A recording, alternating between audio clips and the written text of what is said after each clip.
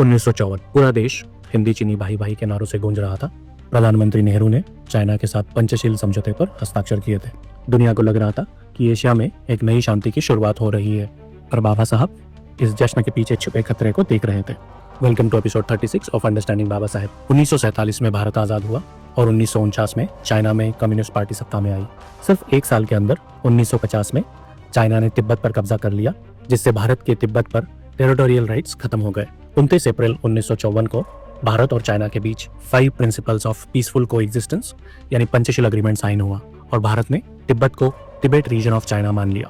बाबा साहब ने राज्यसभा में वो कहा जो उस वक्त किसी ने सोचने की हिम्मत तक नहीं की थी। उन्होंने कहा, तिब्बत को चाइना के हवाले करके हमने अपने दरवाजे पर भस्मासुर को बुलाया है। सन्नाटा छा गया। बाबा साहब ने नेहरू की फॉरेन पॉलिसी को ख्याली दुनिया की पॉलिसी बताया। उन्होंने साफ कहा कि तिब्बत हमारा बफर स्टेट था, हमारी ढाल था, लेकिन आज वो ढाल टूट चुकी है।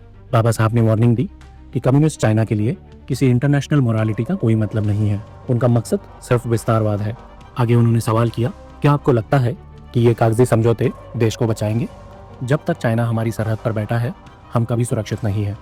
नेहरू सरकार ने उनकी बातों को नजरअंदाज किया।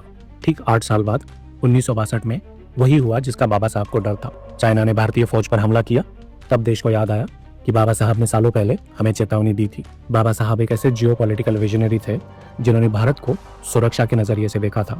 आज जब हम लद्दाख और अरुणाचल में आए दिन चाइना से लड़ रहे हैं, तो बाबा साहब का हर एक शब्द सच साबित हो रहा है। ये और ऐसे कई इंसिडेंट देखकर आपको क्या लगता है, अगर बाबा साहब देश के पहले प्रधानमंत्री होते तो भारत आज कितना अलग होता? कमेंट्स में जरूर बताएं। सी यू इन नेक्स्ट एपिसोड।